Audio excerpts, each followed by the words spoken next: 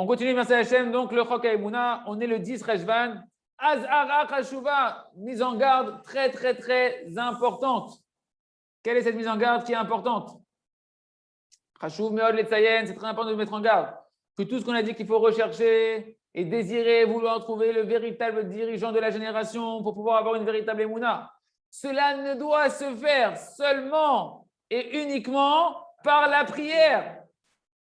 Pour savoir c'est qui le tzaddik, c'est qui le dirigeant véritable de la génération et qui c'est qui est un dirigeant de mensonge, un homme il ne peut y arriver, il ne peut pas y arriver par son intellect, il ne peut pas y arriver avec sa propre compréhension. Et si une personne maintenant elle veut essayer de définir avec son intelligence et sa compréhension tout seul de son cerveau humain, de dire c'est qui le vrai véritable dirigeant, eh bien c'est quasiment certain à 99,99999999% qu'il va arriver à de la marloquette, à de la controverse, à dire du lachon hara, à mépriser des juifs et des tzadikim et à de grandes erreurs encore comme ça. C'est pourquoi seulement celui qui est très très fort dans la qualité du shalom, de la recherche de la paix et qui s'éloigne à l'opposé l'égamré de tout rapprochement de sujets de controverse et de marloquette et qui fait très attention à son âme de toutes ses forces, de ne mépriser aucun juif et à plus forte raison de mépriser aucun groupe du Ham Israël, aucun mouvement du Ham Israël.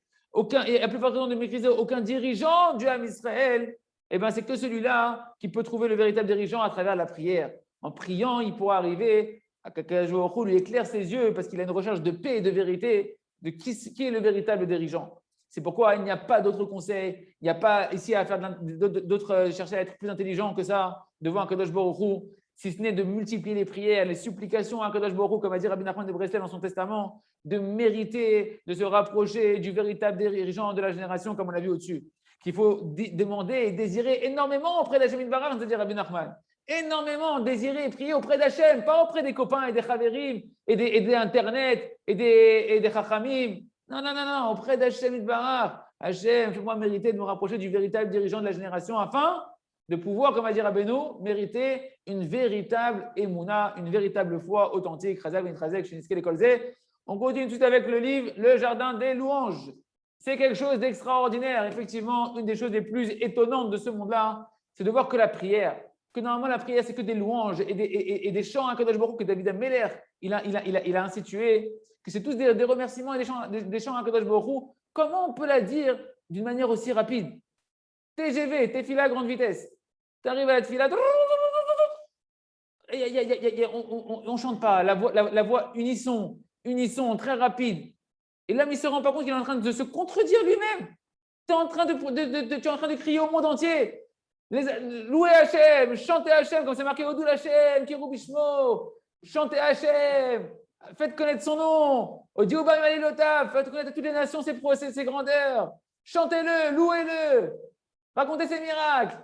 Et lui-même, il ne chante pas. Chantez-le, racontez-le, chantez-le, dansez-le. Qu'est-ce que tu fais là? C'est quoi cette blague? Ou bien il dit au monde entier, Ariou Hachem kol haaretz, faites de retentir des trompettes toute la terre pour Hachem. Et lui, il fait aucun bruit, lui, il est là. Qu'est-ce que c'est cette fille-là? Et tu dis au monde entier, il veut Hachem Messimra, servez Hachem dans la joie. Alors on sait que servir Hachem, c'est la tefila. Tu dis à tout le monde, faites la tefila dans la simra. Et toi, tu fais la tefila, on dirait que tu as envie de. Tu as la rama totale, tu as envie de. Tu ne pries pas Messimra. Ou bien tu dis tous les matins, tu dis Baruch She'amar Ve'aya Olam. Béni soit celui qui a parlé et qui a créé le monde. Tu ne te rends même pas compte que tu es en train de dire il faut bénir Hachem qui a créé le monde. Tu dis Baruch She'amar, tu es en train de dire en fait, tu dois dire merci Hachem que tu as créé le monde. Il est extraordinaire ton monde Hachem. À ça, tu dois penser avec un vrai sentiment. Waouh, quel monde merveilleux, Akadosh Baruch Hu, quel monde. Toda Rabba Hachem, Baruch She'amar Ve'aya Olam. Merci Hachem qui, par sa parole, il a créé un monde merveilleux. Bon, on se contredit tous les jours, on ne se rend pas compte. Et le Rav nous dit, sache que si jamais, rien que nous, les gens simples comme ça, on faisait la prière tous les matins, les psaumes du matin, vraiment en chantant, Azachar Moshe en chantant, les psouké des Imra en chantant, Pachout, en chantant comme ça à Kadosh Baruch Hu, en remerciant Hachem par nos prières du matin, et les prières, les brachot, une bracha ici, une bénédiction ici, etc., tu l'as fait en chantant, on annulerait tous les mauvais décrets, tous les exils, on aurait déjà la Géoula Shlema. Parce que tous les malheurs, toutes les maladies et tous les manques, ils proviennent que à cause du manque de simcha. Comme on a vu en long et en large, qu'à cause du manque de chant et de louange à Akadosh Baruch Hu, c'est ça la plus grande accusation qu'il y a sur terre, et en particulier chez les religieux. Quoi, t'es religieux, tu dis que tu as le message d'Hachem et tu fais la tête du matin au soir et tout ce que tu sers Hachem, tu le sers avec la Ramma. Et c'est qui trouve? Quelle honte tu fais à Akadosh Baruch Hu? Tu dis que son programme, en fait, c'est une rasra. Encore celui qui n'est pas dans la Torah, je comprends, mais c'est lui qui est déjà dedans. C'est marqué avec toi, Lechet Ashira. Il a dit écris la Torah, écris-la comme une chanson. Et Béhémet, en réalité, pour qu'un homme arrive à la perfection du remerciement à Hachem, on ne peut y arriver qu'en étudiant la Torah et en faisant les mitzvot. Mais il ne faut pas oublier quand tu étudies la Torah et que tu fais les mitzvot, pourquoi tu les fais? C'est quoi le but de cette Torah et des mitzvot? À quoi elle doit t'amener?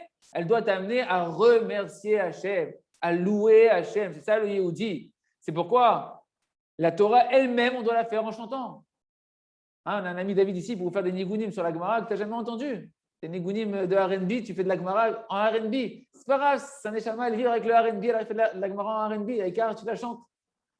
Et la Torah elle-même, elle a appelé une chanson.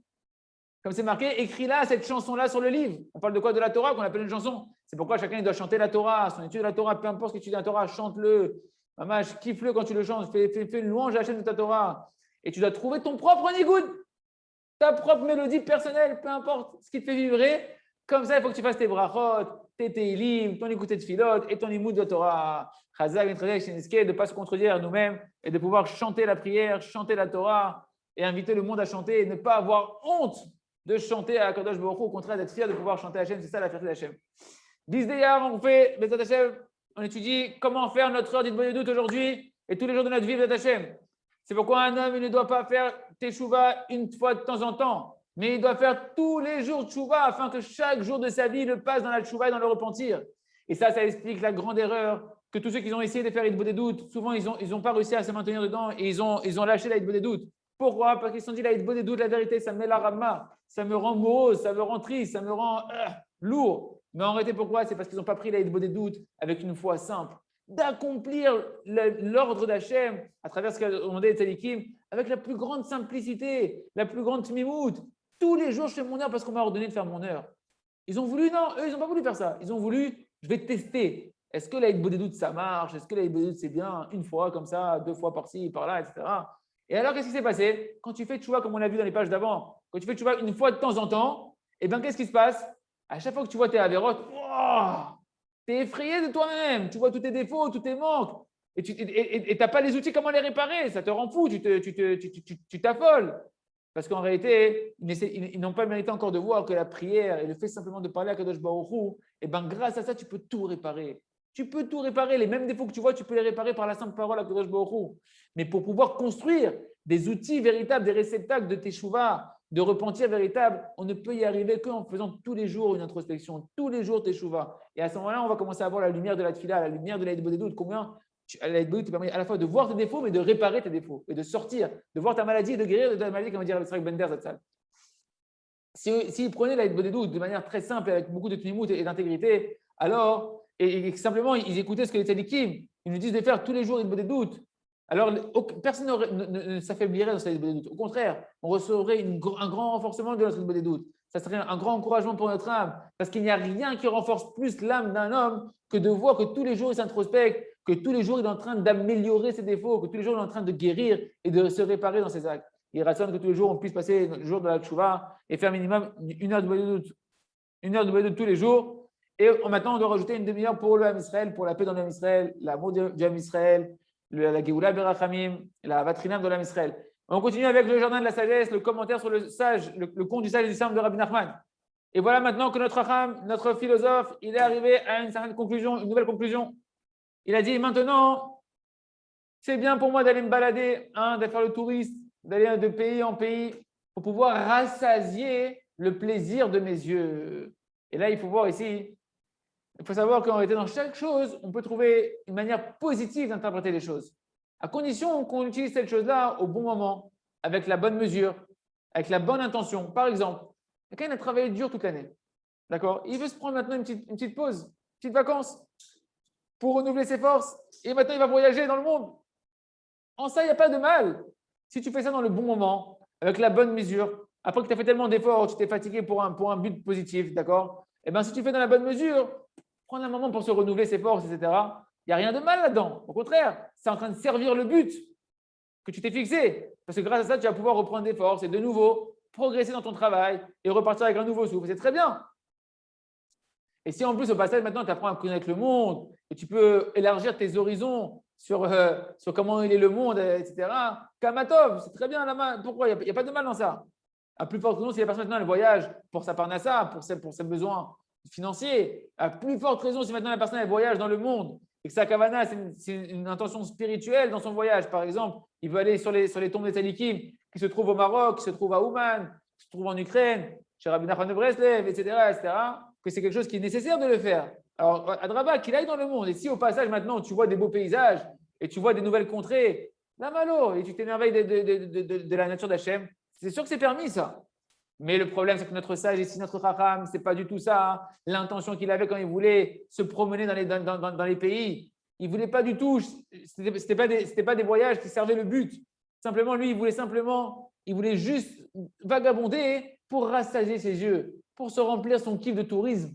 D'accord? De voir quel plaisir j'ai trouvé dans ce pays-là, quelle recette ils ont là-bas qu'il n'y a pas dans l'autre pays, quel plaisir ils ont su développer dans ce pays-là qu'ils n'ont pas développé dans l'autre pays. D'accord? Comme on voit que malheureusement, dans la jeunesse, les jeunes, chacun il va dans un nouveau pays parce que là-bas, on t'a dit là-bas, tu sais, il y a tel truc là-bas, c'est la folie. Dans ce pays là-bas, c'est la folie, c'est ça. Et chacun il voyage là-bas et il veut faire le tour du monde pour qu'est-ce que je peux connaître que je n'ai pas connu encore dans ce monde-là comme plaisir, Chas Shalom. Et ça, c'est une grande erreur. Et c'est ça que Rabbi Nachman, il veut nous mettre en évidence, le Rebbe. Il nous met en évidence dans les paroles, il nous dit Ka'et Tov li le'asbiya. Maintenant, il est bon pour moi de rassasier mes yeux. Rabbi Nachman, il veut nous montrer combien la recherche, elle est mauvaise. Ce n'est pas une bonne recherche qu'il avait le Chacham, qui cherchait que son propre plaisir et ne regardait pas le but pour lequel il a été créé dans son tourisme. D'accord? Et donc, on voit petit à petit tout. Rabbi Akadosh est en train de nous montrer petit à petit comment ce Chacham-là, petit à petit, il a commencé à dériver. Parce que dès le début de son chemin, il n'a pas mis la Emouna comme phare pour l'éclairer dans les décisions de sa vie. Et on voit comment, erreur après erreur, il s'écarte du droit chemin et il s'éloigne encore plus, jusqu'à ce qu'il va commencer à perdre tout lien avec la Emouna, parce qu'à la fin, il va renier complètement le roi, il va complètement renier Kadosh Baruch Hu et le tzaddik. Et il s'éloigne petit à petit, qu'est-ce qu'Hachem il attend de lui? Et il s'écarte, et il va de plus en plus d'une ta'ava à une ta'ava, d'un mauvais désir à un mauvais désir, jusqu'à il cherche ce qui est bon à ses yeux, ce qui est facile pour lui, ce qui est bien pour lui, et ce qui est difficile. Il s'en écarte, c'est trop compliqué pour moi dans ma vie, etc. Jusqu'à ce qu'il perd tout lien avec tout le but de la création, et il est en train de gaspiller la chose la plus précieuse qu'il a pour un homme sur terre, qui est son temps. En train de maintenant, tu vas gaspiller ton temps à faire le touriste et à rassasier tes yeux avec le monde. Chaval al-Azman, comme on dit. Et on continue tout de suite avec Or Khadash. Désirer toute la Torah entière. On ne t'a pas dit accomplir. Désirer toute la Torah entière. C'est marqué dans la Mishnah, dans Pirkei Avot, chapitre 6, Mishnah Dalet. Voici le chemin de la Torah. Tu veux savoir c'est quoi le chemin, la ligne droite de la Torah? Tu vas manger du pain avec du sel. Tu vas avoir une mesure d'eau limitée. Tu vas dormir sur la terre. Tu vas vivre une vie de misère. Et tu vas étudier la Torah avec effort. Tu vas pénétrer dans l'étude de la Torah. Et si tu fais ça, c'est marqué dans tes livres. 128, chapitre 128, verset 2. Heureux es-tu. Et le bien est pour toi. Heureux es-tu dans ce monde-là. Et le bien est pour toi dans le monde futur. Cette Mishnah-là, en réalité, elle n'a pas été écrite pour Rav Kanievski, pour Ashtayman, pour Rabbi Nachman de Breslev, pour le Baal Shem Tov. Elle a été écrite pour chaque juif et chaque juif. Pour nous dire quoi? Qu'il y a une conséquence pratique de cette Mishnah qui nous paraît complètement inaccessible. Quand on la lit, on dit elle n'est pas pour nous. Moi, je ne comprends pas. J'ai pas un truc que j'arrive pas à m'identifier avec cette Mishnah-là. Trop extrême pour moi, cette Mishnah-là. Et pourtant, elle a été enseignée à dire dans les Pirkei Avot, qu'on dit avant Shavuot, pour se préparer à recevoir la Torah, pour chaque juif et chaque juif le plus simple. Parce qu'elle a des conséquences pour nous, à notre niveau, à nous. C'est vrai, tu ne peux pas l'accomplir concrètement, ça te paraît complètement impossible à accomplir. Mais vouloir, tu peux la vouloir. Tu peux vouloir, si c'est la volonté de Kadosh Baruch Hu, tu peux le vouloir. Oui, ça tu peux. Alors, si tu peux vouloir, tu te dois de vouloir, de vivre comme cette Mishnah-là. Type chuto, comme c'est marqué dans chaque détail. Et même si maintenant, tu dois vouloir, dans ton cœur, désirer de rien avoir et de devoir malgré tout être capable de t'investir dans la Torah dans toutes tes forces, eh bien, c'est comme ça que tu dois le faire. Et véritablement, c'est que celui qui désire la Torah en étant prêt dans son cœur à se dire, même à d'écart, Ok, je ne suis pas prêt à le faire concrètement. Mais si c'est ça la vérité, je serais prêt à le faire véritablement si j'avais les forces, si j'avais, etc. C'est que celui-là qui peut entrer dans la Torah véritablement. Sinon, à chaque fois qu'il y aura un obstacle qui va entraver ton étude de la Torah, tu vas la mettre de côté. Et c'est ça la véritable en fait, approche qu'il faut avoir pour toute la Torah et pour toutes les paroles de nos sages. C'est-à-dire, toutes les paroles de nos sages que tu vois qu'à première vue, c'est trop haut pour toi. La barre, elle est trop haute. Ne te dis pas, c'est trop gros, c'est trop haut pour moi. Ne dis pas, c'est pas pour moi parce que j'arrive pas à le faire concrètement. C'est pas dans ma portée de ma main de le faire tout de suite. Parce que même si tu ne peux pas l'accomplir, tu te dois de désirer l'accomplir. Et si tu désires l'accomplir, eh ben, c'est comme ça qu'on va te voir dans le ciel et qu'on va te juger en fonction de est-ce que tu as désiré l'accomplir ou est-ce que tu n'as pas désiré accomplir la volonté d'Hachem qui était marquée dans cette Torah-là que tu as étudiée.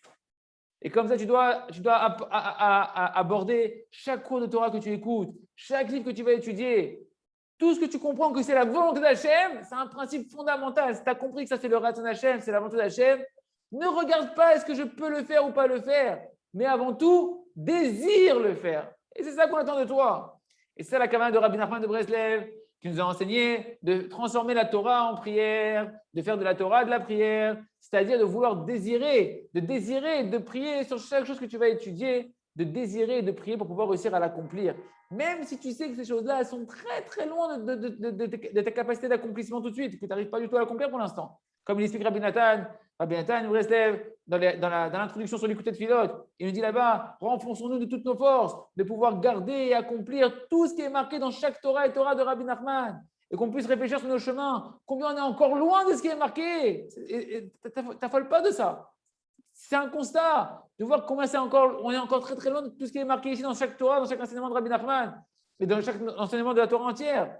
Et qu'on se mette à prier et à multiplier les prières et les demandes et les désirs et les supplications auprès de Kadosh Baruch Hu qui nous prennent en miséricorde et qui nous fassent mériter de nous rapprocher dans sa miséricorde infinie, de pouvoir accomplir tout ce qui est marqué dans les moindres détails et qu'on déverse nos paroles devant Kadosh Baruch Hu sur chaque détail qui est marqué là-bas afin qu'on puisse réussir à l'accomplir et arriver parfaitement. Un homme qui préserve ses yeux les gambrés, une femme qu'elle soit tsniout les gambrés, la shnara, pas un seul mot de la shnara, etc., etc. Ça te paraît impossible, mais prier, tu peux prier, alors prie sur ça. Qu'ils écolent, c'est ça, il veut dire, c'est ça en réalité, toute la volonté de tous les tzadikim, de toutes les générations, dans tous les livres qu'ils ont pu écrire, dans tous les Torahs qu'ils ont pu écrire. Et fois, tu prends des livres, tu dis, mais attends, c'est pas adapté ce livre, il est trop violent ce livre-là, mais tu n'as pas demandé de l'accomplir. Il veut éveiller ta volonté, parce qu'on ne te demande pas juste la théorie, on te demande de passer à l'action. Et même si l'action, tu ne peux pas l'accomplir, désirer et vouloir y arriver à l'accomplir, ça, tu peux le faire et tu te dois de le faire. Et c'est ça en réalité. Le niveau très élevé que Rabbi Nachman de Breslev nous a dit que quand on fait de la Torah, qu'on la transforme en prière, lorsqu'on transforme la Torah en prière, ça fait monter des plaisirs à Akadosh Baruch Hu qu'il n'y a jamais eu encore dans le monde. Comme il dit Rabbeinu, il n'y a pas eu encore de tels plaisirs qui sont montés devant Akadosh Baruch Hu, de ces plaisirs qui naissent de la transformation de la Torah en prière. Et c'est étonnant. Pourquoi? Et on finit là-dessus, Bédat Hashem. Pourquoi de ces prières-là, il y a de tellement grands plaisirs? Concrètement, il n'a rien fait ce bonhomme. Il n'a rien accompli. Il est juste en train de prier sur une Torah qu'il n'arrive pas à accomplir. Pourquoi il y a un plaisir là-bas à Kadosh Baruch Hu? Eh bien, c'est la preuve. Rabbi Nachman va nous montrer dans ses paroles que la preuve qu'en réalité, la volonté et les désirs que tu as d'accomplir la Torah, c'est ça l'essentiel de ce qu'on veut toi dans le ciel. C'est pour ça que ça donne des plaisirs énormes à Kadosh Baruch Hu. Parce que dans tes prières, tu es en train d'exprimer et construire ta volonté d'accomplir la volonté d'Akadosh Baruch Hu. C'est ça qu'on te demande, même si tu es encore très loin de l'accomplir. Et c'est ça l'essentiel des plaisirs d'Akadosh Baruch Hu dans le ciel. Il n'y a pas eu encore des plaisirs comme ça sur terre, qui sont montés devant Kadosh Baruch Hu. Et Hassan Hashem, qu'on puisse se renforcer dans la tfila, sur la Torah, de transformer tout ce qu'on étudie en tfila, en désir, en volonté, et de ne jamais s'arrêter de désirer, même si ça nous paraît hors de portée. Chazak, Benit Chazek. À demain pour la suite du Chok HaEmuna.